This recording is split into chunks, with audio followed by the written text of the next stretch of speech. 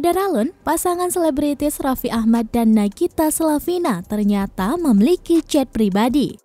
Hal itu terungkap saat Titi Kamal bertanya ke Nagita Slavina di YouTube pribadinya, Titi dan Tian pada Sabtu 30 Juli 2022. Mulanya, Titi Kamal membongkar berbagai macam usaha milik pasangan kaya raya tersebut. Menurut Nagita, semua yang dilakukannya bersama Raffi sebagai bentuk proses mencapai kesuksesan. Termasuk memiliki chat pribadi bagi Nagita adalah bagian dari prosesnya untuk menjadi pengusaha. Titi seolah tidak menyetujui jawaban Gigi dan langsung memberikan sindiran bernada candaan. Titi merasa heran karena Gigi dan Raffi membeli chat pribadi tanpa memamerkannya pada orang lain. Diketahui Gigi memang memilih diam-diam saat membeli chat pribadi hingga akhirnya kini ketahuan oleh teman-temannya.